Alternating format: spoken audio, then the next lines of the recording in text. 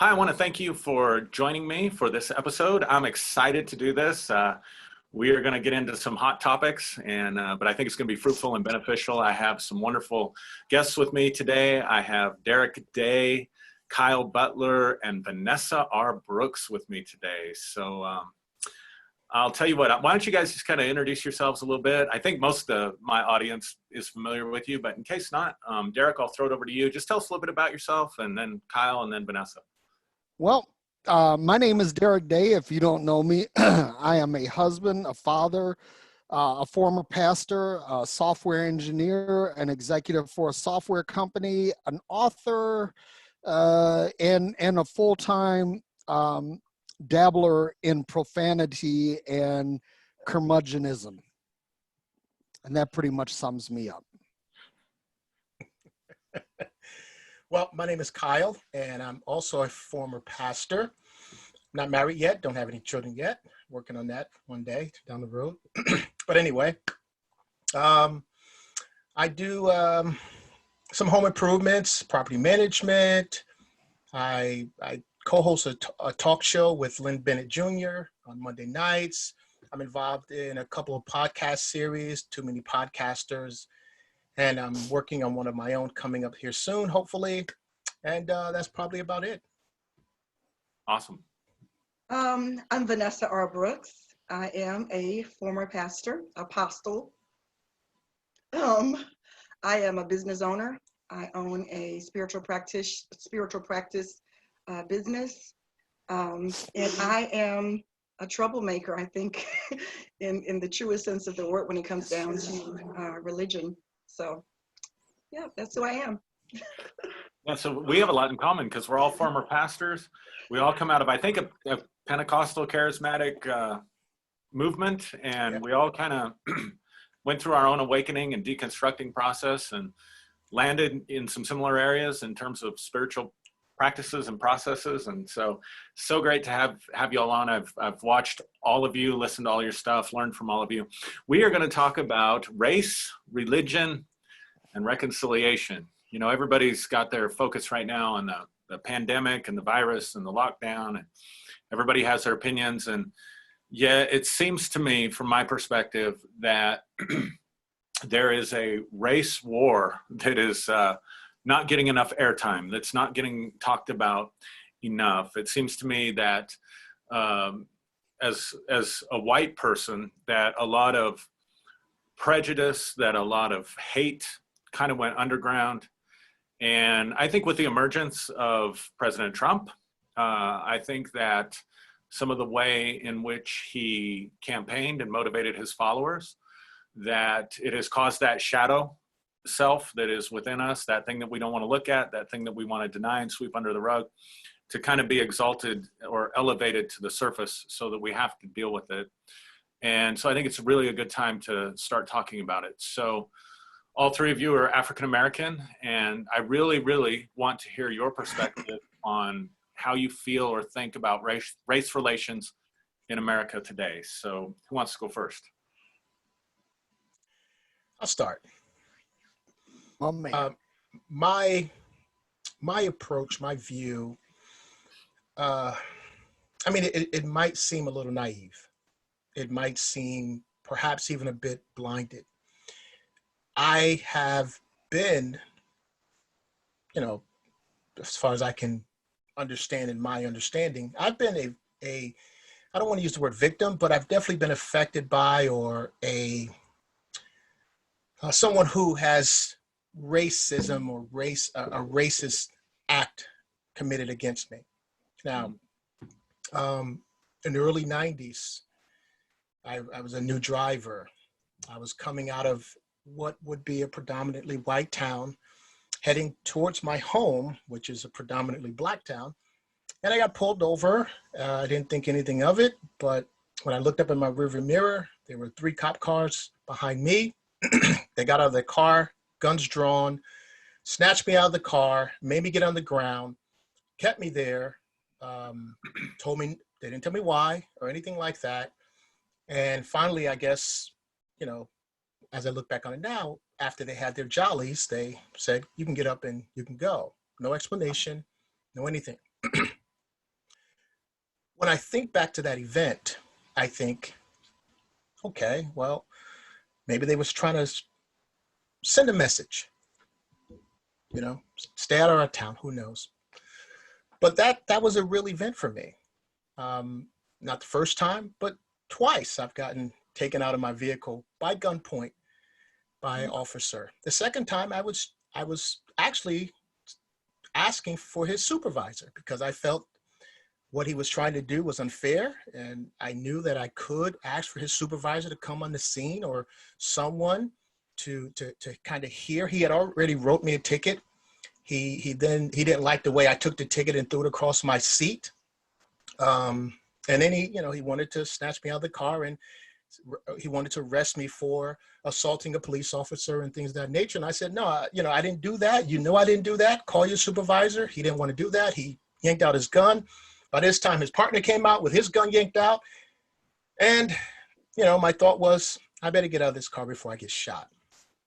So I've had those kind of moments. I've actually been jogging in a predominantly white neighborhood, and I got asked, hey, what's up? Are you lost? Are you looking for someone? What do you do? I didn't think anything of it.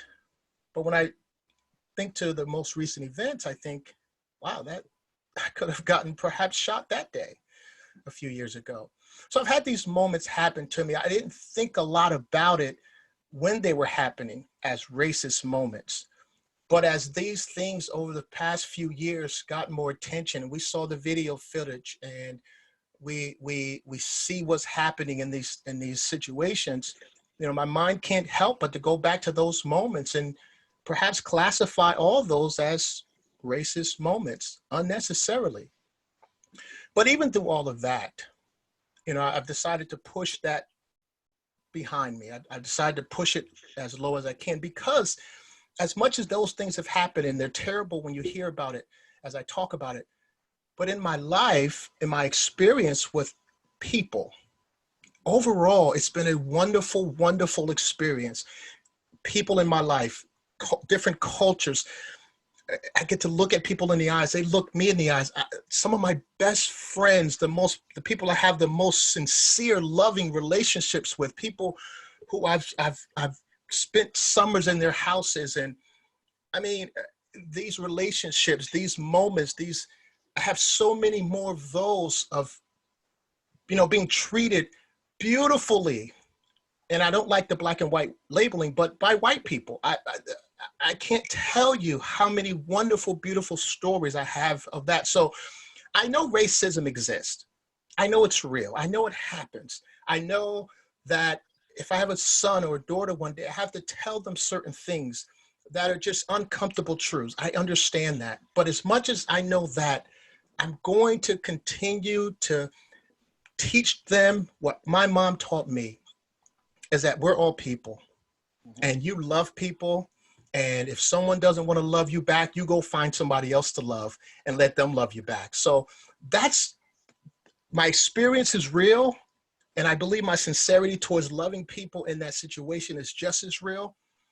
And maybe I'm naive, but I just believe that we can do this. I really, really do. And I know sometimes it's easy to get sidetracked by the anger and the pain that we feel, because it is very painful. Oh my God, it hurts so bad at times. It really does. But even in that, I think through the pain and through the hurt and through the anger, we can still be that love. And that's my hope in my experience. Thanks for sharing. Love that. Go ahead, Derrick. Derrick, Go ahead, okay. Vanessa.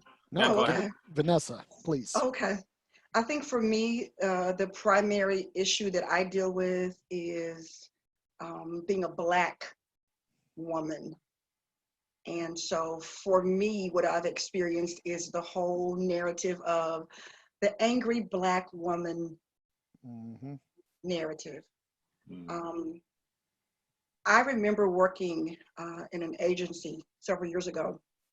I was the only Black female caseworker in this agency, in that particular department. As you can see, I'm very demonstrative with my hands, and if you haven't figured out, sometimes I can get very passionate and very opinionated, and I can piss people off sometimes. And we love you That's for it. yeah, that's just who I am. And so I remember, you know, having to deal constantly in this agency with white women in particular who were very intimidated by my presence, and me going home every day trying to reinvent myself and figuring out what the problem was. And so historically, I think Black women in general have had to deal with that whole angry Black woman syndrome. We're not allowed to be opinionated. We're not allowed to be expressive. We're not allowed to state our opinions without people from, unfortunately, the white community oftentimes belittling us. I remember watching Michelle Obama become our first lady, and yes, being very proud of that accomplishment as a Black woman. It was someone that we had an opportunity to look up to and celebrate. And I remember the awful comments that were said about her or made about her. So for me, it's just been a constant warring with, I'm like Kyle in that I refuse to give into it. I want to love everybody. However, I also believe that we have to have conversations. I think love is powerful. I think love wins, but I think love also means confronting it. It does, to me, love is not passive. For me, love is a little bit more assertive and saying, hey guys, we need to have a conversation about this. We need to, I just finished grad school. I keep telling everybody because I'm so excited. I'm just glad it's over. But one of the things that was constantly pushed down our throat was this whole concept of competency and diversity. And so there are conversations we need to have. I don't think white people in particular, I don't think they always understand that they may be racist. There's a type of racism that we have, and even Black people for that matter. I don't think we understand the true definition of racism. So I think we need to have these conversations, and we need to talk about the stereotypes and the profiling that we do, because that is a type of racism. So when our Black men should not be afraid to drive down the street. I have a Black son who I am afraid for. He lives up north. He lives in a predominantly white community, and I'm afraid for his life every single day. And we should not have to live in that type of fear.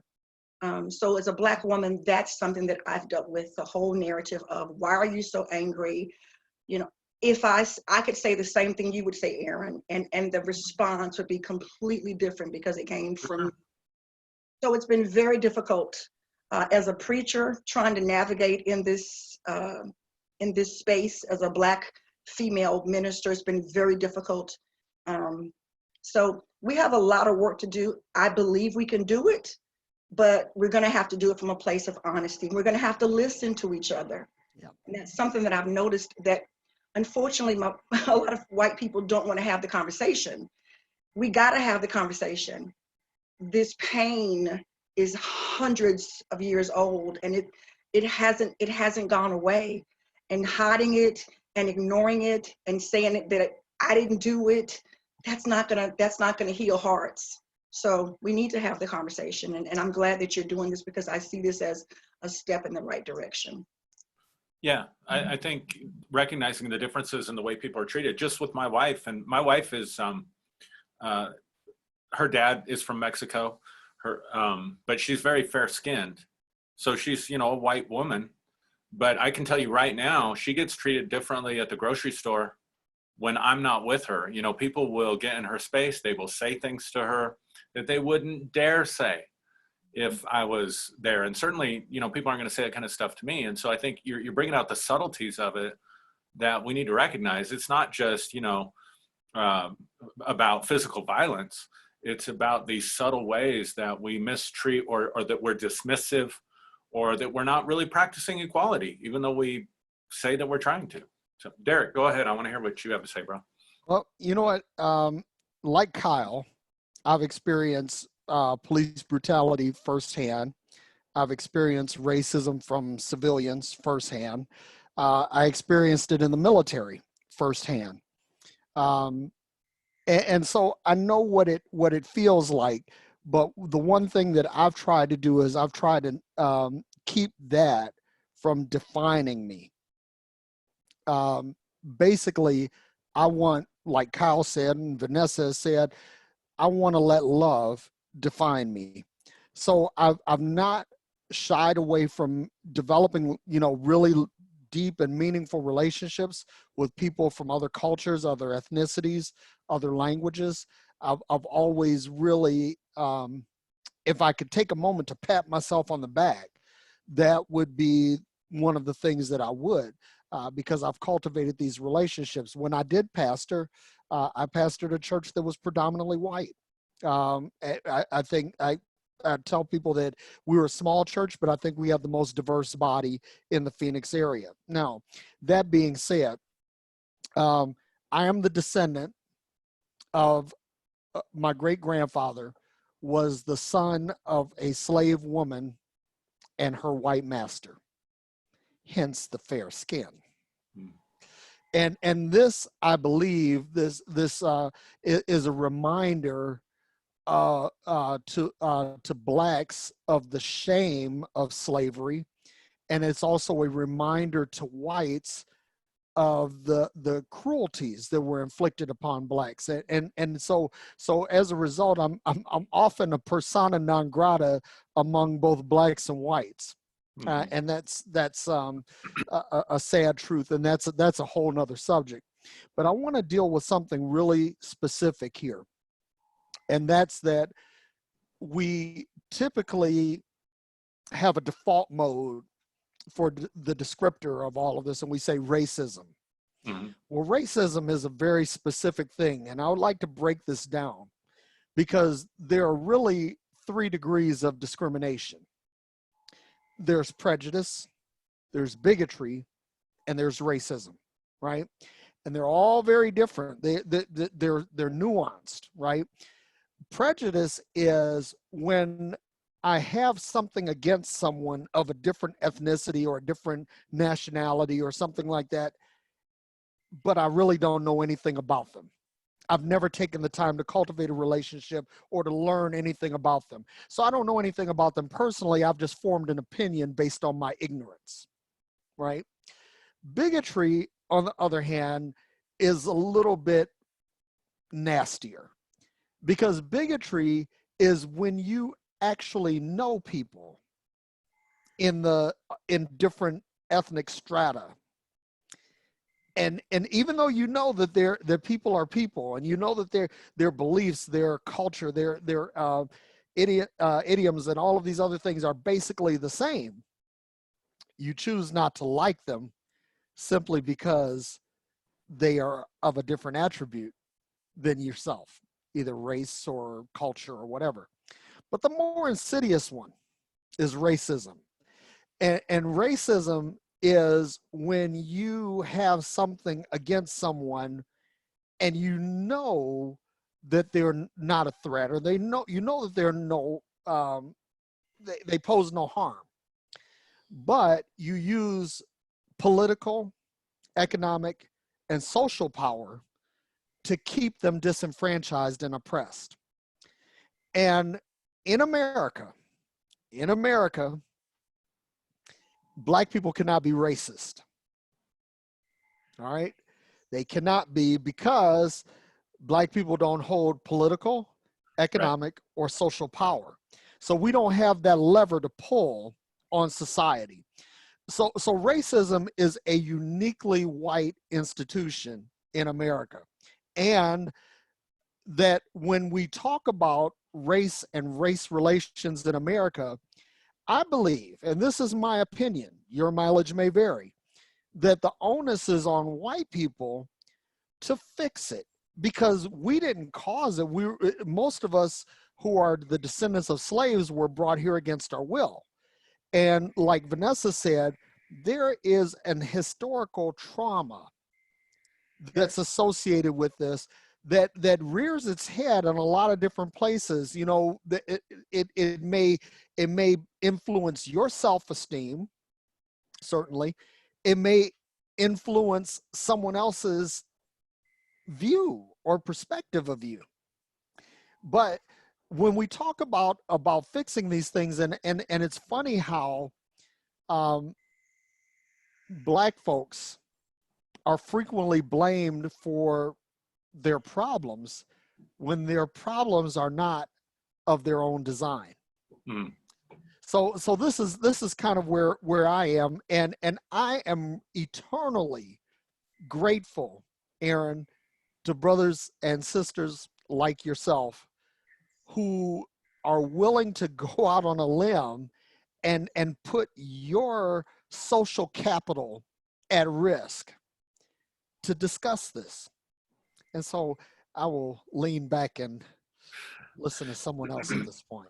Yeah, thanks. I appreciate you defining that. I think that's really helpful to define those categories. And let's just be honest. This is a painful, uncomfortable conversation for everybody to have, because it is a dark, rooted in a very evil time in history, when slavery and the way that slaves were treated, just the fact that it existed as an institution, and yet the pain and the reality of it is still being felt today.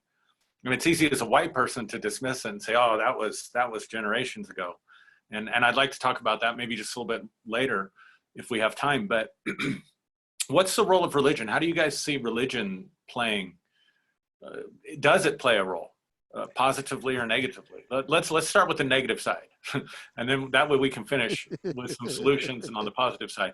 What's a negative role that you see that religion plays? Vanessa, why don't you start? Religion gives people permission to be racist. Come on. And I'm gonna get in trouble because I always get in trouble. The Bible, which is the national anthem for Western religion, Christianity, gives people permission to be racist, to be prejudiced, to be bigots. So every organizations, people, systems, individuals who, whether they do it, blatantly or subtly, most racist people are also Christians, based on what I have researched. All right, so you got the KKK organization that brands themselves as a Christian organization. Right. The two men who were just arrested for murdering the young man in Georgia, I think Derrick posted this group that's been started. They are branded as God-fearing Christians. Yep. So you have scriptures that support slavery. The whole book of Exodus is about Moses feverishly trying to free these slaves. And you've got instances where God himself in the good old Bible supports slavery. And so we can talk about how we interpret the Bible, but you guys genocide too. Genocide, murder, it's all in the Bible. And so we can talk about, Bible translations, but all of us know from the time we were born into the world, the Bible has been a literally translated book. And so when you have a mind that's already weakened by subconscious programming about racial, hierarchy, then if you have a scripture that supposedly is the word of God that looks like it's choosing a people over another people, the Bible chooses, the God of the Bible has his favorites. The God is notorious for punishing, the Israelites for intermarrying or not intermarrying, marrying outside of their race. So you've got all of these little hints in the Bible that support a racist God. Now I'm in a lot of trouble. So I think religion is the cheerleader for racism. Yeah, I'm glad you fleshed that out, because when you said that, the Bible supports racism, or I could hear people saying, because they don't know the Bible. I mean, let's just be honest, guys. I mean, the average American reveres the Bible, but they don't know the Bible. They don't read the Bible. They don't spend time studying the Bible. So they think, well, the Bible just teaches us we're supposed to love each other. And what do you mean? How can you say, that the Bible supports racism or slavery or stuff like that? So I'm glad you kind of fleshed that out, but you have to take it back to Yahweh, the Yahweh cult. Yahweh is the God of Israel. And he's telling Israel, I'm going to make you the head and not the tail. I'm going to make you above and not beneath. And those Canaanites, and the reason, and I don't care what anybody says, they need to do their homework. They can say, they wiped out the Canaanites because they were Nephilim seed, or they wiped out the Canaanites because they were so wicked and evil. No, they wiped out the Canaanites because it went back to Noah, and Noah's son saw him naked, and so Noah pronounced a curse on Canaan, which the Bible itself, and I'm starting to preach, but the Bible itself was a political instrument, because it was put together in a time that Judah was centralizing the power in Jerusalem. And so that spirit and that thread is carried on the scriptures. And I think when people, I think there's something to whatever we want to call it, but we used to call it the anointing, the power of the Holy Spirit, whatever you want to call it. I mean, we all experienced it, right? We can't deny those things. But when you release something with that kind of life and power on it, it is also going to release the spirit of that thing into the people. And then it's going to take on various different forms based on whatever culture it's in. And let's not forget that the Bible was used by slave owners to oppress the slaves. They introduced this racist God to the slaves and said, not only that, the Bible was used for imperialism, to conquer other lands. We have to take this land for the Lord. Yeah, absolutely. Oh, Kyle, you have anything to contribute to that part of it? It wasn't until recently that I started seeing the Bible that way. Now, I was never a Bible lover. I was never in love with the Bible. The Bible to me was always a task. It was a chore. For me to go outside as a little kid, I had to be in my Bible first, As a young minister who had great reverence and respect for my mentor, he was a Bible man. So, to me, the Bible was a chore. It wasn't something I was in love with. I studied it, yes. I read it, yes. But it was always a chore. Did you read your Bible today? Kind of a thing. So the Bible to me, from very early on, was presented as this literal text from cover to cover. It's the Word of God. Everything in it applies to you. That's the way it is. And that's what I was taught, and that's what I believed for years, and would have never even thought outside of that, that paradigm. I would watch History Channel shows. I would watch documentaries. Theologians would come on, and I would get angry at these theologians because I would be thinking, you're supposed to be supporting the Bible. Right. Why are you trying to bring doubt against the Bible? You're a theologian, I would say in anger against these guys, because it'd be a documentary about Noah's Ark, or Moses coming out of, the 10 plagues or whatever. And they're like, well, when you look down archaeologically and this, that, and third, and we find this, and it really supports it. Don't support this, but it really supports this. So I get really angry because, again, to me, it was literal.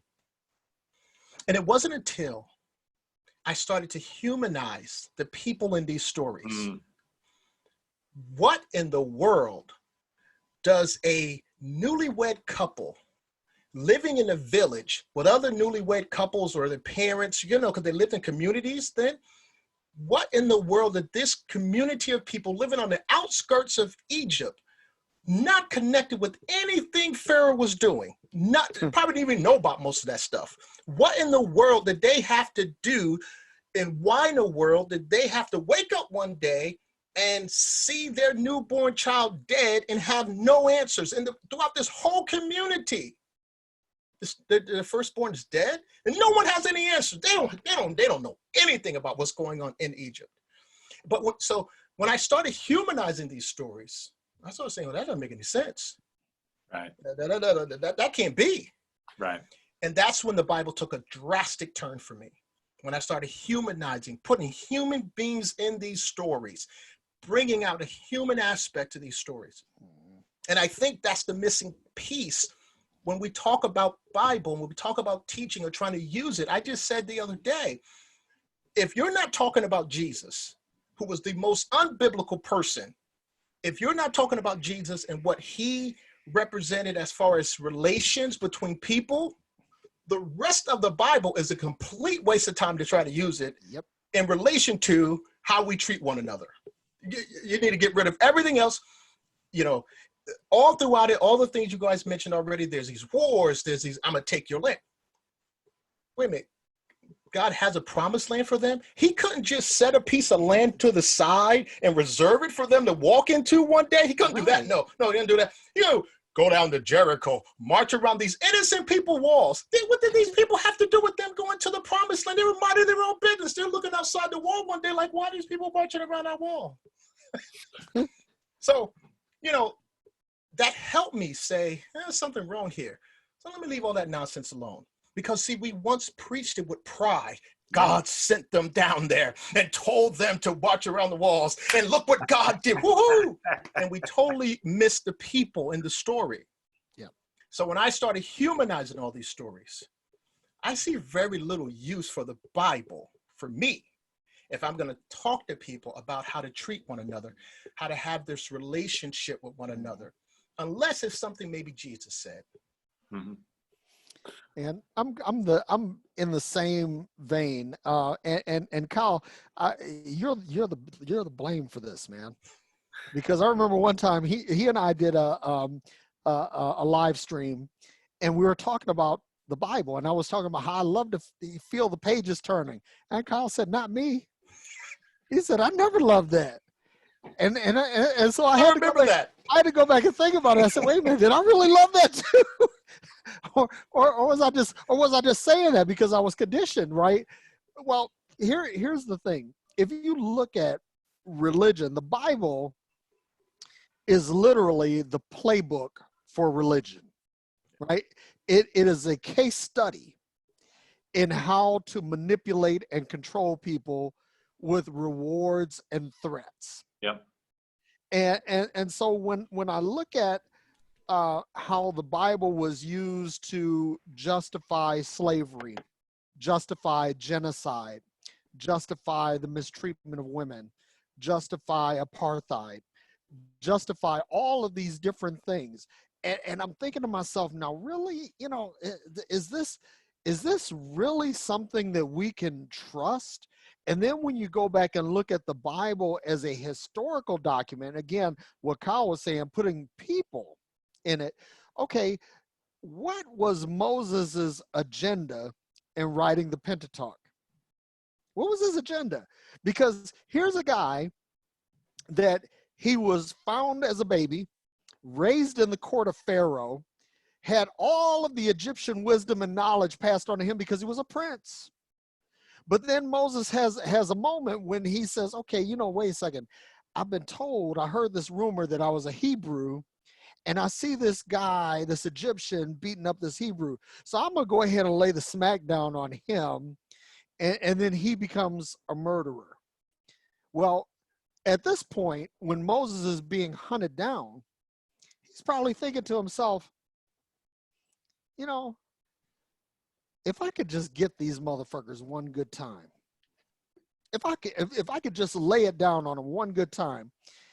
And so when you look at the Pentateuch, it's all about God laying the smackdown on people who Moses didn't like. This is all it's about. Like Kyle said, you know, you're you know, just minding your own business. You wake up and your baby is dead because somebody pissed Yahweh off. Or you are a soldier in the Egyptian army and you're in the middle of the Red Sea pursuing these people, and all you're doing is following orders, and then you're swallowed up in the sea. Or, you know, you happen to be of a different religious bent, and you're struck down by fire. I mean, it's like all these different things. So all of these stories exist because they are the narratives of people who had agendas. And their agenda was to manipulate and control people. Now, you fast forward past Jesus, past Paul, past the revelation of St. John, and you get Constantine. And so Constantine is like the ultimate, if you can't beat him, join him. Yeah. But you can't join him the way Jesus wanted you to join him. No, that's You gotta put a little spin on this, because you have to figure out how to control people. And so now what you're going to do is you're going to merge this Christ thing with some pagan shit, and you're going to come up with something that is a control all, right? And this became the basis for the canonization of Scripture. And how did they determine what is included in Scripture? Well, I'm glad you asked. I'll tell you. It was, we're going to include that which exhibits the greatest control, that which has the levers that are able to move more things. And we're going to use these levers to conquer the world, to subdue people, and to build an empire and amass wealth. Yeah. This is the thing that the Bible exists for. And so when I look at it in terms of, man, I'm like thinking to myself, if you're a Black person and you're into this Bible literally, you have some real deep self-hatred going on. Absolutely. Yeah, I mean, you've got some deep-seated psychological shit going on in your head, because Absolutely. there is just absolutely no way, if you look at this objectively, and again, like Kyle said, to see the individuals, but see myself. How does this narrative apply to me? And again, if you are the descendant of slaves, if you are the descendants of people who suffered and endured Jim Crow, if any member of your family has been, assassinated by Ku Klux Klan or any racist group, like, my God, how in the fuck can you actually buy this? Yeah. You make some great points about Constantine there in the Bible, because, the Gnostic text, and some of the Gnostic texts were really far out, but a lot of them were empowering, talking about the divine spark within and finding God within and finding God through your own experience rather than through an external church. And so we don't want people getting empowered. We don't want people figuring out who they really can be and what their real potential is. It's shameful to me. Something that I struggle with is, the idea in the Declaration of Independence that, we hold that all men are created equal. And but yet some we didn't. men are only 3/5. Yeah. Yeah. And I mean, I'm thankful for that proposition, and it's true, but the hypocrisy that was there, it's difficult. I think it's difficult for some to see. So when you're talking about Constantine and we're talking about religion, we're talking about Christianity, we're talking about European religion, white European Christianity. And I know when I would go to Kenya, and I would sit in their services, it would do something to my heart, because I would watch them in their suits, and I would watch them singing hill songs or the latest thing that came out of Bethel or wherever, and kind of going through these Western Americanized cultural motions that they call church. And then they would take a little section of time where they would break out and they would put on their native dress, which is just full of color that I just absolutely love. It's not this drab stuff that we wear. It's, this bright color. Yeah. And they would start doing their dances and singing in Swahili. And you could feel the life and the power of it. It would just shift, But then at some point in the service, they'd have to put it back in a box, because we have to do our Western American European thing. And that had to be one of the most heartbreaking things for me that I experienced on the mission field. So as African Americans, and maybe again to throw it back to you, Vanessa, as an African American woman, one of the things I kind of joked with you about, and I hope you don't mind me bringing this up, but I was going to bring it up. okay, for me, you know, I grew up with a white Jesus. I mean, I grew up in the Methodist church, and we had the blonde, blue-eyed Jesus on the pictures, and we had the Bible studies with all the white faces and all of that. So when people told me, well, the key to the Christian life is to let Jesus live his life through you, I didn't have any incongruencies with that, right? Because I'm just letting some white dude live his life through me. Yeah, that's a good. But I thought for somebody like Vanessa, and I told her this, I said, you know, you're being told, now maybe you didn't grow up with a white Jesus, I don't know. Oh, I did. No, we But- did. But We did. you're being We told to let this white dude come inside your heart and live his life through you. And when I put myself in your shoes, specifically Vanessa as a woman, I would feel defiled. I would want to go get the exorcist and get that white Jesus out of my heart. I mean, that's just the truth. Now, I don't know how you feel. I don't want to put words in your mouth, but I'm just saying from my perspective, that's a pretty big... Well, you know, you guys have been talking about Jesus, and I'm my opinionated self over here. Come on, rock on with your bad And I've talked to Aaron about this. I'm having to reevaluate even Jesus Me too. in don't my worry. Me in my too, don't whole. worry. Your what? I said, me too. Don't worry. Okay, I'm having to reevaluate Jesus. Now, I was a Jesus girl, okay? So if you guys go in the archives, you're going to find Lady Apostle preaching Jesus down from heaven, okay? You're going to see that. But part of this deconstruction or whatever we call it has been for me, I've had to reevaluate Jesus because wait a minute. From a little child, and this is no disrespect or dishonor to my parents or my family, it just is what it is. But Jesus, around our house, we had the picture of the Last Supper. And it's Jesus, the blonde, blue-eyed guy with these white disciples on either side of him. Every picture I ever saw of Jesus growing up was a white man with blonde hair. Every picture I ever saw of God was some white man with a beard. So I have been, and I'm looking at the Bible, whether I believe that there was a historical Jesus or not, we're not talking about that tonight. Praise the Lord. But I'm looking at this Bible version of Jesus that's already been watered down with a whole lot of other stuff. But I'm looking at this Jewish representation of Jesus. But wait a minute, that's not the Jesus that America taught me about. America wants me to have a personal relationship with a white man. That's what America wants me to do. And I'm going to tell you guys, this is what I believe. I think all of us as Christians need a little bit of psychotherapy. I think we all are a little bit crazy. We have fallen in love with a man that we've never seen. We've all had visions of a man that we don't even know, other than Josephus, who I think is a little shady.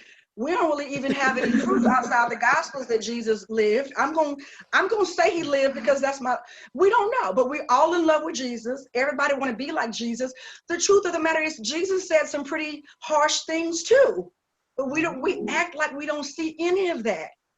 Jesus told people, hey, listen, don't love your mother, brother, or father more than you love God. But we want to ignore all these and we just going to be like Jesus. No, Jesus said some pretty strong, harsh things too. So yes, I've had to try to, and this is my thing, like, wait a minute. Do Black people, and we're talking about racism and religion today, how many Black folks, and I'm telling you guys, I didn't until very recently, how many Black people have ever even read the Egyptian sacred texts? Come on. Very few. I didn't know they existed until very recently. How many Black folks know that the Egyptian sacred text existed way before any version of the Bible? How many Black folks know that much of what's in the King James version of the Bible is actual copies of other sacred writings, the Sumerian text and the Egyptian text? How many know, and white America, Christianity doesn't give homage to any other Christs other than Jesus. Jesus was not the only Christ, and we know that. Jesus was not the only Messiah, and we know that. Jesus, according to his own statement, didn't even come for us. But America, Christianity forces me to believe him and accept him, or you're going to go to hell. But wait a minute, I got a problem mentally, because Jesus said, I came for the lost sheep of Israel. Mm-hmm. But America wants to force me into a relationship with a man who out of his own mouth wasn't even looking for me. So I think there's been and I'm really serious, and people think I'm joking, but I'm so serious. I think there's been a lot of religious trauma, especially in my culture. People will disconnect from you over a Jesus that they've never seen because they are afraid of going to hell. They will in relationships, they will pretend you don't exist anymore. They'll choose an invisible God. They'll choose Yahweh that wiped an entire planet out that they've never seen over a real relationship with human beings. That is the textbook definition of psychosis by any stretch of the imagination. So let me shift, if you don't mind, let me shift the conversation just a little bit, building on something that you're saying there, because I know people watching this, some people watching this, I know some people that are really, were close to me at one point in time. They are praying for my soul. I mean, they think I've completely lost my mind. I know they are grieving, from a place of love and concern. And I'm sure that all of us on here have experienced that to some level, some degree or another. And yet what we're finding is, and I think I can speak for you guys, we're finding more compassion, we're finding more love, we're finding more peace, we're finding more freedom, more joy, more happiness than we ever found with that other stuff. Am I right? Yes. Yeah. Yes. So what can we say? Because I honestly think this is the next Reformation, without being too egotistical or whatever. Me too. There's just too many of us that were sold out, that were committed, that were, Vanessa, like you said, a Jesus girl or a Jesus person or a Bible thumper, Bible preacher, anointed. And yet something happened, man. I think there was something to that 2012 or something, because I can tell you right now, if my younger self had peered through the prophetic window and seen myself today, I would have killed myself to make sure I stayed safe. Lord, take me home. Take me home, Lord. Get me out of here. Lost my ever-loving mind. And I know there are people out there. I know there are people, former friends, people that I love, that love me, that think I've lost my mind. And I know you guys as well. So how would you speak to that? I mean, what do you say to that person that says, oh my God, they're part of the end time, whatever, conglomeration of whatever. We fell away. But we got a lot of years here. I mean, I've been at this thing, but practically my whole life. I'm going to be 50 years old, but I've been in ministry for 30 years. And so there's a lot of experience here. What might you say to, a young zealous believer that thinks, oh, they've just, they've gone the way of the Antichrist or something? I mean, just speak to that for a minute, if you don't mind. Somebody. I would say, from a personal perspective, and I was just telling a friend this the other day, I can't tell you how wonderful and peaceful and tranquil it is to wake up every day knowing that I don't have to thank God for waking me up, knowing that I don't have to pray before I leave the house, knowing that I don't have to find some time in the day to talk to God, knowing that I don't have to scurry home and make sure I get into the Bible, knowing that before I go to bed and close my eyes, I've got to hit my knees, knowing that I don't have to go to church, knowing that I don't have to turn on TBN, knowing that I don't have to fellowship with God. I mean, I can't tell people how incredibly peaceful and freeing it is knowing that every day when I wake up, I don't have to do none of that stuff, none of it. And I've never felt more alive. I've never felt more free. I've never felt more safe. I've never felt more loved. I've never felt this way before. And I don't do anything. I don't even know what my Bible is. God's honest truth. I don't even know where it's at. I have no clue. But I would tell people, you have to face that fear. Right. You have to face that fear that tells you you're being deceived. You have to face that fear that wants to keep you where you are, because every step of the way that you face that fear, you're going to find more peace. And eventually, the peace you're finding is going to outweigh the fear. And you're going to say, fuck the fear. I want the peace. And you're going to go after that peace with everything you have. And another day is going to come where you're not even going to feel any fear anymore. You're going to go towards everything that you see, that you hear. It's going to entice you. It's going to be attracted to you. And you're going to run towards it. You're going to say, yeah, I want some of that. And I want some of that. And you're going to wake up one day and find yourself so far away from your old self. And you're going to find you have peace that you've never had before. And you're going to start to love your life. You know, I was Amen. talking to my sister, and she asked me, she says, well, what is the end times going to look like? What is the end going to look like? And I said, listen, there's really no end because there's no beginning. You know, time as a construct simply is. And so we came from eternity, we go to eternity, right? But the problem is that we don't see eternity because we're not operating with an eternal mindset. We operate with a finite mindset. We operate in terms of finite resources, finite time, finite relationships, finite this, finite that. But in reality, there is no limitation. There are no limits, right? And I'm of the mindset that if we deconstruct this and say, okay, let love be the guide. And when I say love, I'm not talking about, you know, like what Tina Turner said, what's love got to do with it? I'm not talking about kumbaya and, you know, I like to teach the world to sing in perfect harmony, you know, the Coca-Cola commercial and all of that. No, I'm talking about something real and practical, empathy and compassion. Number one, empathy. I see it through your eyes. I want to walk in your footsteps. I want to understand. And then the second part of it is compassion. Compassion says that I'm looking at your situation and I genuinely care. And I care to the point where I'm going to put myself out to try to make sure that you understand that I want to bless you. I don't want to curse you. I want to see your situation improve. I'm of the mindset now, you know, I have a pretty good life. I've got a smoking hot wife. I've got handsome sons. I've got a beautiful home. I drive an awesome car. Life is grand. And now I'm like, you know, I took this job. I have been working as an independent contractor for years, but this guy comes to me and he says, listen, you know, he says, I see the gift in you. And he says, and he said, if you roll with me for a year or two, he said, I'll make you a corporate vice president. Now, I'm like, so my thing, like Kyle is saying, I don't have to wake up, hey, thank you, God, for putting me in this position.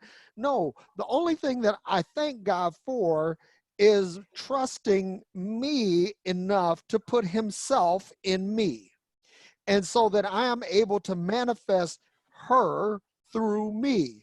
That's an ode to Vanessa. That and basically, you know, living my life out freely and fully. Now I'm going to say something real quick because I had something that when I was rubbing my hands together, I had a distinct purpose for that, and I'm going to say this, right? Because, you know, the whole white Jesus narrative, this is where that went off the rails for me. It says that that God woke Joseph up in a dream and said, take your wife and your child and go down into Egypt and hide. Okay. Now I'm a world traveler, and this gives me a unique perspective on things. Come on. And so I know that Nubian Egypt, in other words, when you get away from the coastal cities, basically everybody's like from Vanessa to like Kyle or darker. Okay. They don't even look like me. Right. And they sure don't look like you, Aaron. Yeah. But they were down there hiding. Right. And now, if Jesus was blonde-haired and blue-eyed, it would be real easy to say, "Hey, we're looking for this blonde-haired baby." And somebody, because again, we're talking about black folks, right? We're talking about black folks. They'll be like, "Yeah, I seen that nigga over there," right? All right. So they would have ratted him out. All right.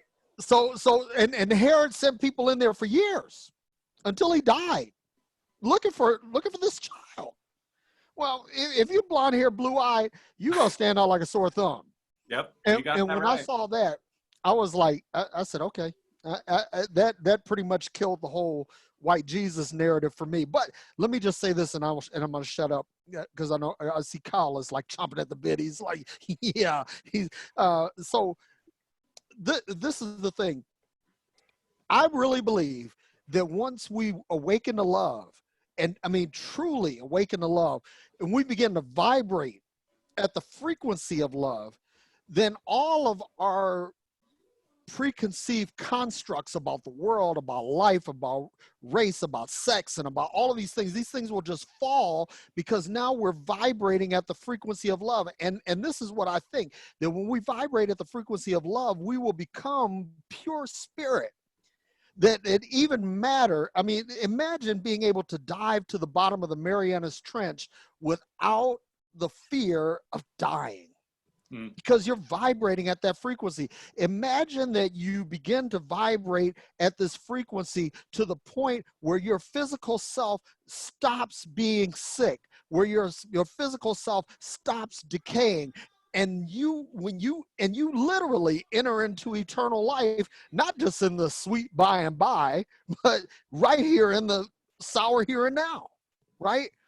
That's what I'm talking about. And if we get to this, right, and this is why I'm so big on preaching love, because if we get this right, all this racism shit, man, this goes away. Yeah. And Aaron, can I just respond to the question you asked about the whole, the family and friends who are so concerned for us, and Yeah, please do, I think for me, what walked me through that process, I start asking God some very critical questions. When I stopped being afraid to ask God questions, my question to God was this, and I'm going by the Bible, the narrative in the Bible. Do I want to be in a relationship with a God who, even if I did turn my back on him, even if I was backslidden, that would cast me away? Is that the type of God that I even want to be in relationship with? And there was a resounding no for me. And so I think when people can start comparing themselves to God, who should be, the consciousness of God should be so above ours, right? So if that's the measure of love that God is offering humanity, I don't even want that God. So if that's what it means to be lost or fallen, then I'm lost and fallen, because that's a poor depiction of a father's love. Can I say exactly how I feel about that? Some of You'll these people, say it. some of these people worship a really flaky ass God. See, I try to be That's a whole nother diplomatic. podcast by itself. I I mean, try to that be- really is. I try to be That so really, professional. Hey, peace among that's worlds. that's a See, whole. Derrick, I'll be trying to be all professional and smooth talking. No, you can't. Well, Kyle, you've been waiting. think You've been about waiting it. I mean, to pipe in, to what brother. Derrick, what do you have to say? to what Derrick and Vanessa are saying. I mean, I'm here in my thoughts all the time, right? So someone said to me the other day, "Hey, will you pray for me?" And I said, "I don't pray for people." And they were really taken aback by this, because see, your version of prayer is not going to do you any good. What you believe prayer to be, that's not going to do you any good. And so I'm not just going to say that, though. I'm going to tell you I'm going to give you some scenarios, and you tell me, based upon the scenarios at hand, what you would judge this God to be that you want to pray towards, the version that you understand. So I said, okay, well, let's give it some thought here. You had a group of people who were enslaved by another group of people for a long period of time. And I'm taking them to the Bible, Egypt, the whole Israel thing. Come on. Don't you think they were praying all this time? So, and I took them through other scenarios. Don't you think people were praying about this? Don't you think people were praying in Mexico for the cartels to go away? Don't you think people have been praying for racism to stop? Don't you think people have been praying all these things? So if this is true, if prayer as we know it is the answer. Pray to this God, you send down the answer. Pray in the name of Jesus, you send down the answer. If that is the model, if that's what the word of God said, which is incredibly a reason why we got to get rid of this narrative. This is the word of God.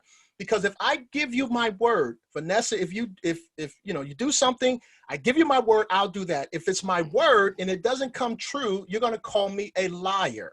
Yep. If I give you my word and it doesn't pan out, I'm a liar. So Right. if this is God's word, pray to me, I'll answer you. If this is the word, then how come, and we only come to a few scenarios here, either God is incredibly slow, takes you 200 years, 300 years, 400 years to do stuff, or you're a liar.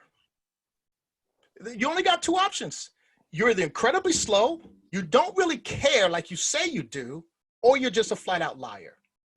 Because we've been programmed to pray and believe God for, yet stuff hardly ever happens in that model, but we won't, for some crazy reason, go back and re-examine the very thing we say we need to do, knowing that the stuff don't work. And I don't understand why we're not willing, I'm sorry for getting excited, Come on, man. why we're Good. not willing to go and take a look at it and say it doesn't work. So maybe we've got it wrong.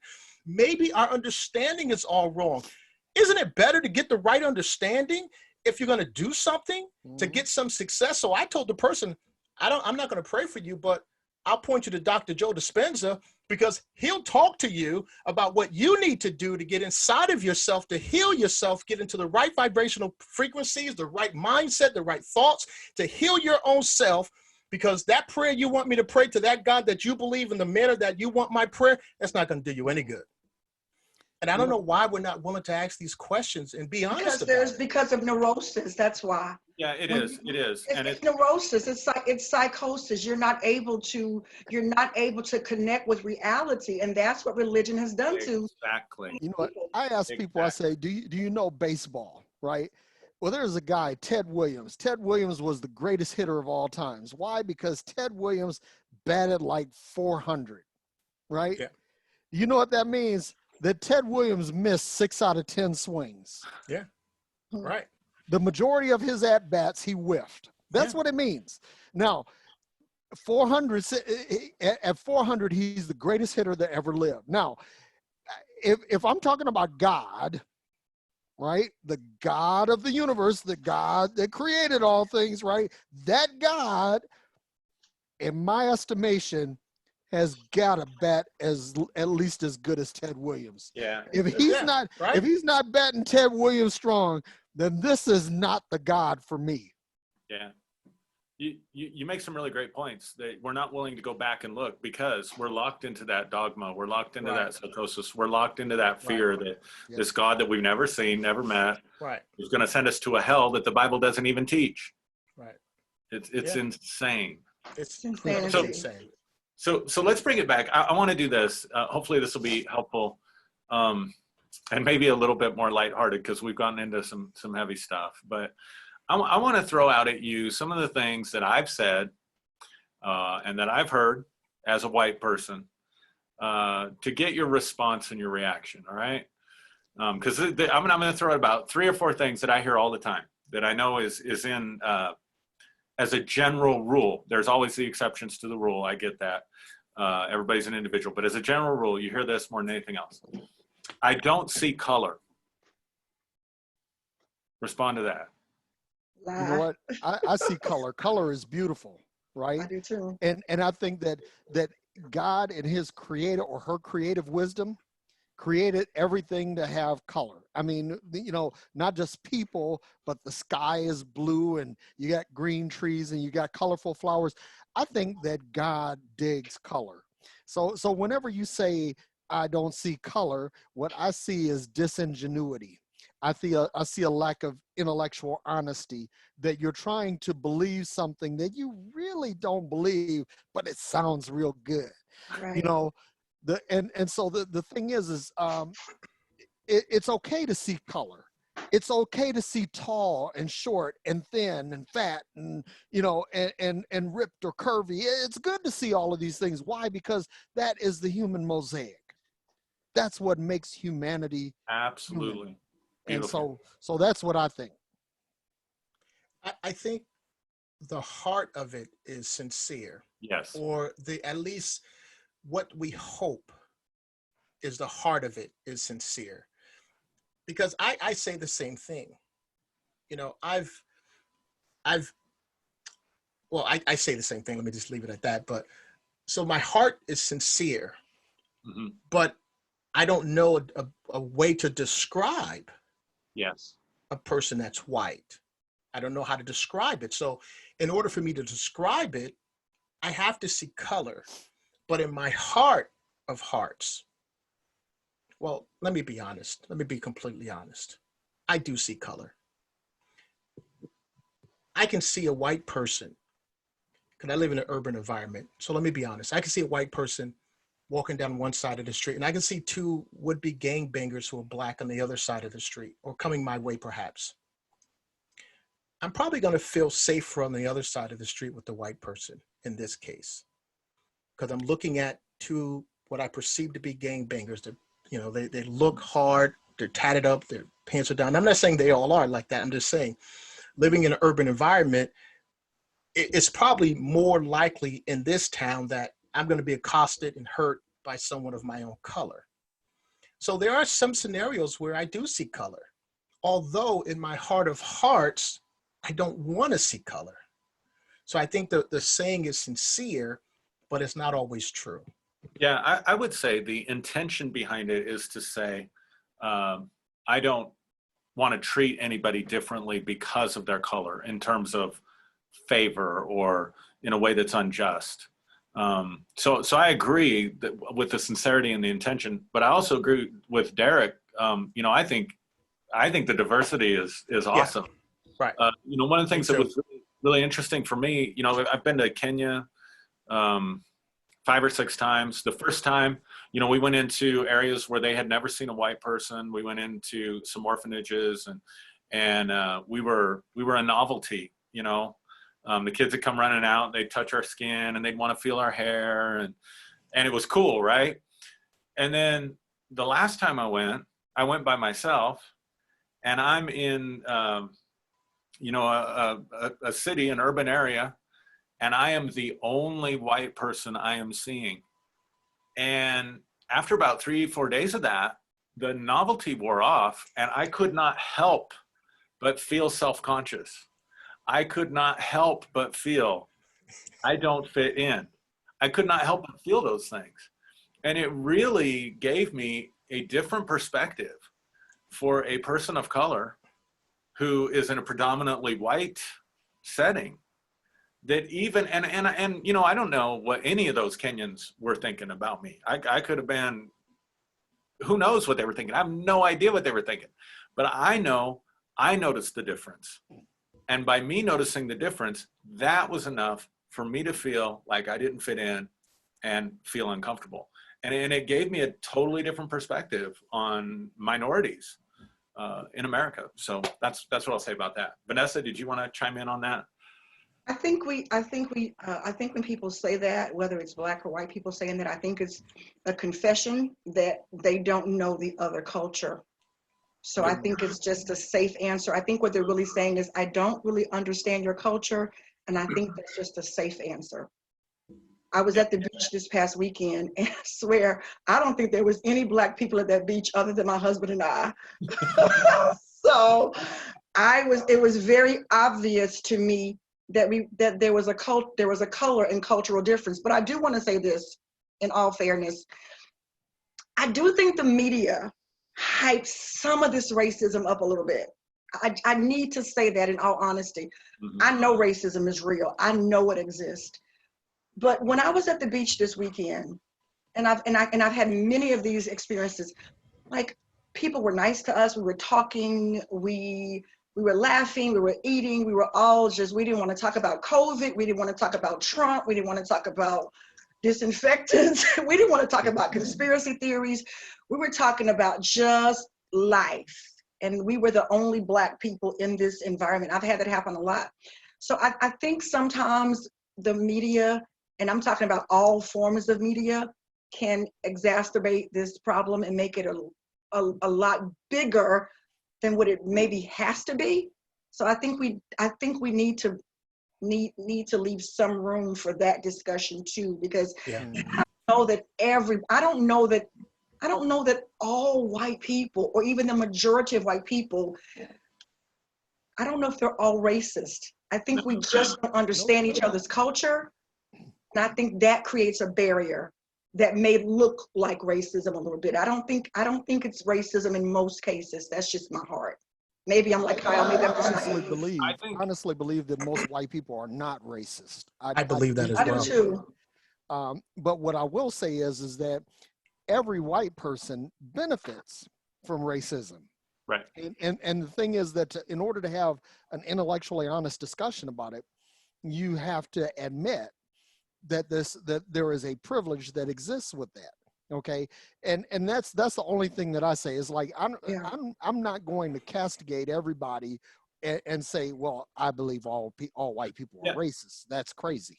Yeah, I think you're right. I think I don't know too many racist, truly, genuinely racist people. If I even know one. If I do, they're in the closet. You know, they're a closet KKK member or something. But I think we don't understand. You know, white people get triggered when they hear minorities talk about white privilege because they think it's just skin color, and it's not just skin color.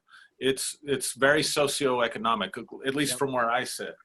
One of the other things I was going to bring up a little bit in jest was, you know, another thing that I hear is, well, why are they upset? You know, I didn't have slaves. That was 100 years ago. You know, why are they still talking about that? And when I hear that, I'm going to speak to it first, then I'll let you guys jump in. And I would love your feedback off what I say.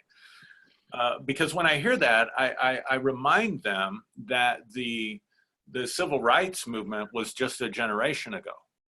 Yeah. And that there is a hell of a lot more to economic and social empowerment than just not being a slave. And I don't think that we recognize as white people the nuances of privilege. For example, I grew up in a home where, you know, we had more than other people because my grandparents had more than other people. Mm-hmm. My dad inherited my grandpa's business. And the thought of not going to college was not even on the radar. I mean, much less dropping out of high school. I mean, if I'd have dropped out of high school, I'd have changed my name. I'd have changed my face. I'd have taken off. But it wasn't just me. It was, you know, my aunts and my uncles all went to college and my cousins all went to college. And I work at a university and I still see a lot of first generation.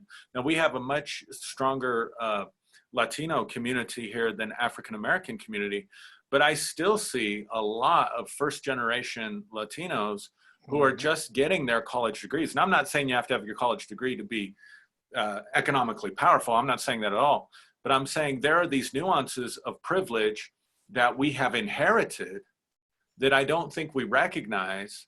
And so we get triggered sometimes when we hear about that. So that's what I'll say about that. And I'll throw it out to one of you guys. So we listen, it's not just about slavery. In our history of politics, we have one Black male president who really wasn't 100% Black. And I'm just saying, we have most of who runs this country is white, wealthy men. So I think people need to understand that there still is that's a form of slavery that, no, we're not being lynched necessarily, but my son, he doesn't have a whole lot of places to feel empowered outside of sports. Doesn't have a whole lot of mentorship in other arenas outside of athleticism, right? I'm a Black woman. I don't have a whole lot of places outside of my own culture to draw strength from. It's just not there. So it's like telling a woman who's been raped that it was 20 years ago, get over it. It's not that simple. That's not how it works. So we still feel enslaved And in some cases, we still feel, I mean, I'm afraid to drive by myself at night. I'm afraid of a cop pulling me over at nighttime. Like, I am so terrified. Every time my kids get in their cars, my daughter wrecked her car, and I'm gonna tell you the truth, I'm glad she did, because that's one less thing for me to have to worry about. So this stuff is haunting to us, and I don't want to be a victim, because that ain't what I do. I ain't about that life, right? But at the same time, we need to have an honest conversation about it. Right. And everywhere I look, where there's power, I see white men. That's Right. just how it is. It's a form of slavery still. You know, I had this conversation with Kyle just the other day, and I was telling him about one of my high school teachers, and his name was Mr. Downs, and he was a Tuskegee Airman. I didn't find that out until after I graduated high school. You know, I just thought that he was just dowdy old Mr. Downs, right? That had a hot daughter named Joy that I had a huge crush on, you know, and that was it. But when I think about this, Mr. Downs was an electronics teacher at a gifted and talented high school. And he was always physically fit, always well dressed, always well mannered. And I think about, what could he have done after exiting World War II, a war hero, having had, you know, Lord knows how many successful bomber escorts and all of this? What could he have accomplished? Now, yeah, he taught school, and I'm pretty sure that he loved that, and I'm pretty sure that he had a beautiful home, and I'm pretty sure that was a nice thing. But what could he have done? You know, we'll think about other captains of industry that came out of World War II that had opportunities that he didn't have. And then I think about, like, my grandfather. My grandfather had a 6th grade education and worked as a waiter all of his life. And he bought a couple of pieces of property, and that was how he kind of, you know, held it all together. But if he had the opportunity for education and the economic opportunities of other whites in his day, I can't imagine what he might have done, because my grandfather was a piece of work, and that I could dedicate a whole hour of talk to him. But what he accomplished with what he had was nothing short of phenomenal. And so when we talk about, it isn't just slavery. It's like, okay, our men went over to World War II and they fought and they were heroes, and then they came back over to America and they're just another nigger, and they couldn't get business loans, and they couldn't get housing loans. They couldn't live in this neighborhood or that neighborhood, or they were still discriminated against in this job or that job. There's a systematic oppression that each of us has to process. It's like, even myself, you know, I've been in the IT business for over 30 years. And I have friends that are retired now, white friends, that were CIOs, CFOs, CTOs, a place that I have not yet approached. But I know that I'm just as qualified. I know that I'm just as smart. And I'm definitely just as eloquent, and probably just as pretty. But those opportunities pass me by. Yeah, right. Colin Powell said something once that captured me. I don't know when he said it, but when I heard it, it captured me. He said, race should not be an impediment to making it in America. And I remember when I heard that resonated with me very strongly, because it's what I've always believed. Mm-hmm. Now, I've always said, I may have to work harder than you. You know, speaking of a white counterpart in my mind, I may have to work harder than you. I may have to do this more than you. I may have to da-da-da more than you. Speaking against, you know, those things that sometimes we just didn't get the nod for as equally or as easily. But I've always believed that our race should not be an impediment to making it in America. I do believe that with all my heart. Now, I want to speak to both sides of this for a moment, because I know there is the oppression through the laws, right? So, yeah, we were freed with the proclamation, but we were sharecroppers, just slightly above the grade of a slave. Mhm. So there wasn't any economic opportunities there.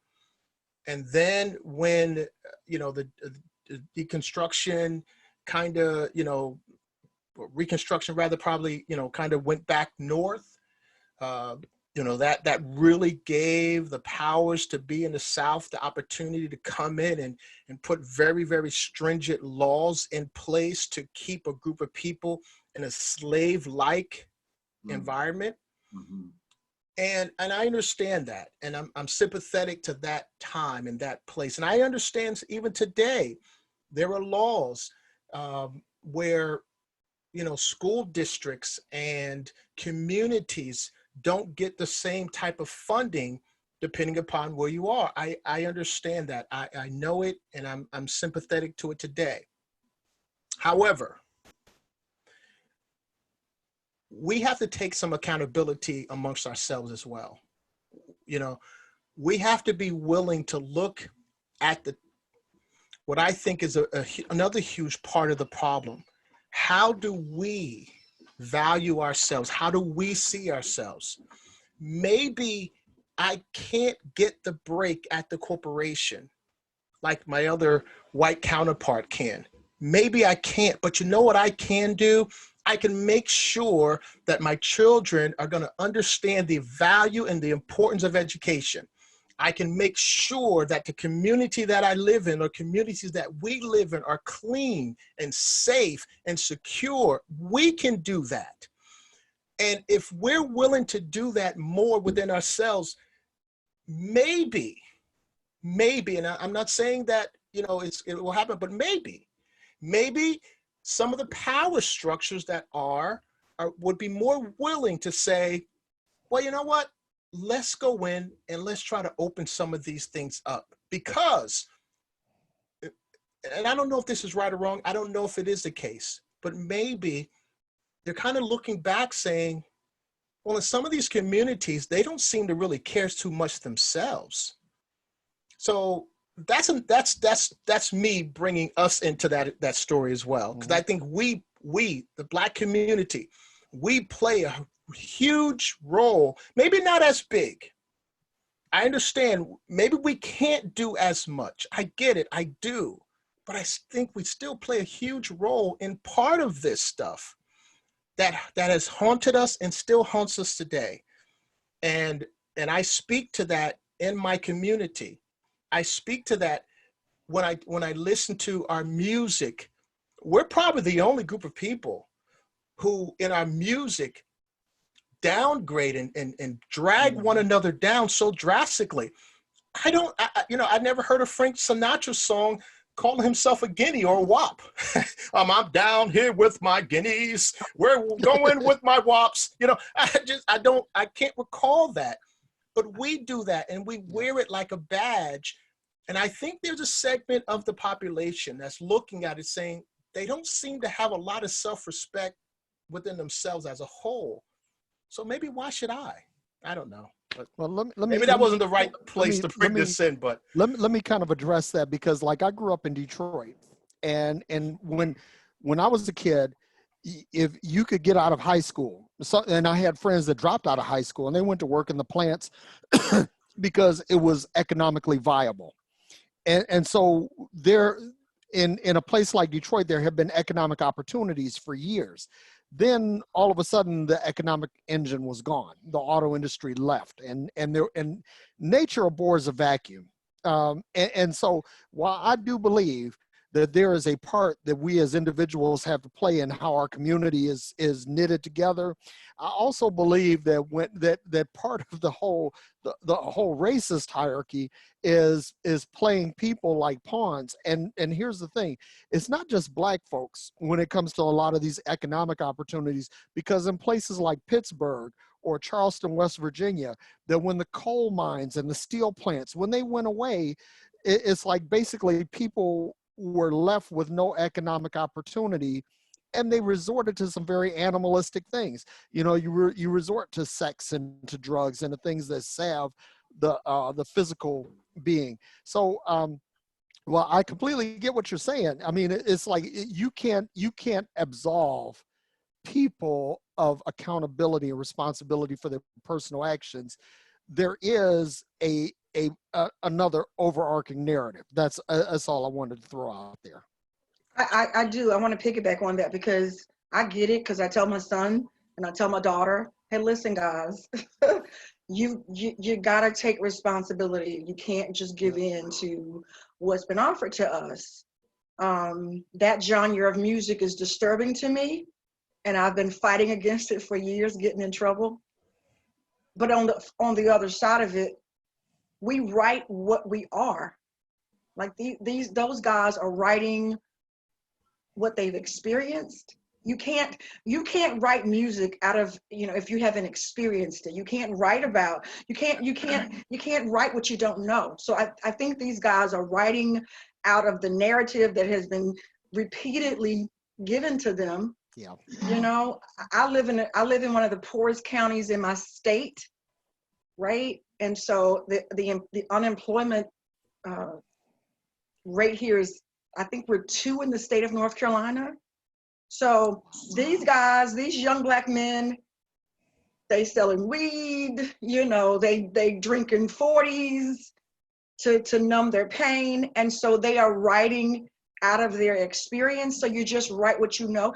And as I stated before, for a lot of our Black men, if it's not athleticism and if it's not music, they don't see another way out. I'm not saying that that's right or that that's fair, but you got to look at it from their perspective, from their angle.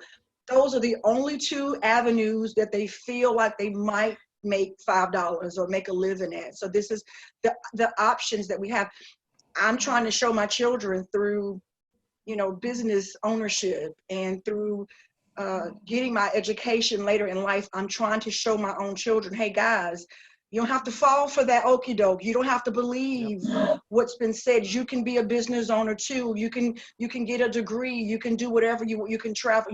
I'm trying to show them, but at the same time, in a lot of cases, the odds are stacked against my kids, especially my Black son. So there's not a whole lot of places to pull that positive energy from right now for Black Americans. So music for a lot of people has been how we've gotten over. The slaves did that in the cotton field. We got kumbaya our way out. And so I think that energy has just transferred to our young Black boys with the music. I don't like the music though, don't get me wrong. We don't play it in my house. I know my kids listen to it though. Let me just maybe clarify a little bit about what I was saying. I don't have a problem with the music. I just think some of the language in it is derogatory to our cause. Right. I think some of the roles we choose to play. I was watching the show once, a cop crime show, and it had 2 factions of gangs in this episode: a Chinese gang and a Black gang.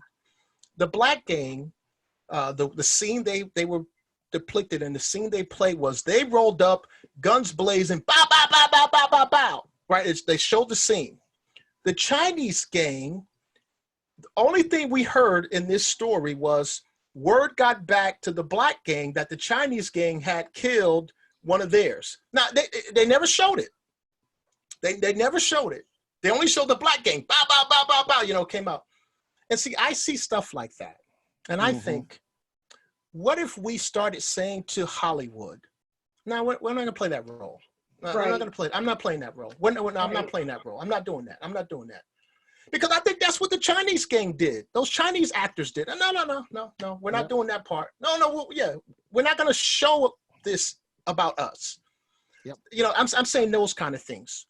What if we, within our community, started doing things like that? And I think that goes a long way in changing the narrative. Yep. Overall, is I guess what I was trying to say. Yep. Yeah. Completely agree. So let me, it's dangerous to get four preachers together for talking about this stuff, right? Yep. So I'm going to go ahead and give you each 2 minutes to just say something, maybe kind of like a final word here. This has been great. Thank you so much for doing this. This will be my 2 minutes. You know, I just want to tell each of you, you know, I love namaste. The divine in me recognizes the divine in you, and I bow to you. I honor you. And I can say in this conversation with each one of you, I have seen the divine shining through, and I feel so honored to have been able to be a part of it. And my heart's desire, my hope for this video, wherever it goes, whoever listens to it, is that it will encourage dialogue, open, honest dialogue and conversation in a loving way.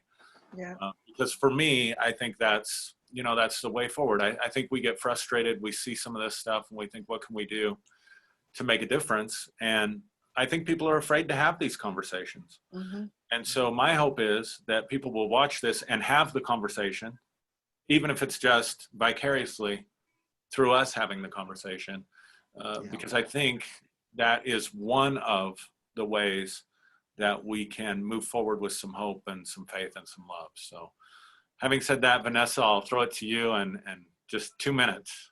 2 minutes? Oh my God, I'm a preacher. You opened this show by talking about how the president may have kind of activated our own shadows. And I've been doing a lot of shadow work of my own. And I think we all need to, as a people, regardless of race. As much light that shines within us, light also illuminates that dark place within us. And I think all of us have a dark place within us that we need to face head on. And so I hope that whoever views this broadcast will watch it from a place of non-bias, because you got to lay your biases to the side. Mm-hmm. And be willing to look at the dark places within and do that deep shadow work. And I hope that healing and transformation and communication and love will be the result of this opportunity that we've had tonight together. So thank you, Aaron, for even including me. I feel so honored and so special to be on the platform with all three of you. I love you all. I respect each one of you in your rightful places, and you've been a tremendous source of encouragement for me. So thank you guys so much. Thank you, Vanessa. Derrick, why don't you go next, bro? Yep, no problem. When I think about the current occupant of the White House, and I do believe that that he is a human being worthy of love, that he is a child of God, and he deserves that much respect. However, I think that he represents a cancerous mole on the ass of America that represents a cancer within. Now, this is not to say that he himself is a bad person. I'm just saying that administration and how it's executed is symptomatic of something bigger. And I think that we are at a crossroads. Aaron, you mentioned something about 2012 and the ushering in of an age. I think that we have reached a point where we are no longer satisfied with the status quo of prejudice, of bigotry, of racism, that we are no longer satisfied with the status quo of religion, that we are no longer satisfied with the status quo of economic disenfranchisement, and that we collectively want to do something. And I really believe that what is transpiring between the four of us and people, our other colleagues out here who are banging the drum and pulling the strings of love, that we are driving something that I really believe will produce lasting change in humanity. So I say all that to say that I'm grateful for you, Aaron, for bringing this together, for Vanessa, Kyle, for you guys being here, and that I am optimistic about the future. Yes. That I believe that we are on the precipice of promise. How's that for a preaching? You about to make me shout, Derrick. Kyle Butler, I'm going to give you the last word, brother. Well, I want to start by saying thank you so much, Aaron, for having me and us together. Derrick, you know, you're my hero. You know that. Vanessa, I admire you. I love your strength and your courage. I love how bold you are. You're just fearless in my eyes. So it's an honor to be with you guys. Again, I'm going to say what I said in the beginning. Maybe I'm naive. Maybe I'm sold into a concept or a belief, a dream, perhaps. But with everything inside of me, I believe in the power and the strength of love. I know we've tried everything to get better. We've tried legislation. We've tried marches. We've tried, we've cried our eyes out. We've tried to fight anger and hate with anger and hate. Maybe in some ways, some of those things helped, maybe. But we haven't still come to that overall place where everything is really good. Now, I believe with everything inside of me that only love can do that for us fully. And as simple as that may sound, I know that it's incredibly difficult at times because it's very difficult to get people to love on that level when they don't feel that love about their own selves. So what I pledge my voice to be and to do is to be one that helps people see and understand how loved they are and how valued they are. You're loved by love and you're accepted by that love that loves you. And I hope as every single one of us, really grabs that truth to visit what's deep down inside of us, then we will all be able to live out of that love. I also want to say, I do not believe by any stretch of the imagination that all of white America is wrong, racist, owes us anything, or anything like that. I think wherever the problem is, we're in whatever nationality it's in, it's only a very small segment of every nationality or people or group. It's only a very small segment. But when it shows its ugly head, it seems like it's much bigger than it really is. And that's the deception. That's the lie. And I don't want to lose myself in that deception because I see love in people every single day. I see love in action every single day. And every day that I'm out, I'm going to continue to pursue and seek and be that love because that's the bigger of the two. That's beautiful. Hey, Kyle, would you pray for our viewers?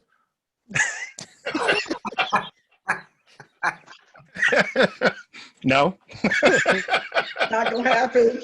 What happened to all that love you were talking about? No, I'm sorry. Hey, I'll pray for everybody. You want to hear my prayer? No. No. I'm gonna say it anyway. We definitely have to do this again. Get your shit together. Amen. Yeah, amen. I can agree with that too. Hey, love you guys. Love you.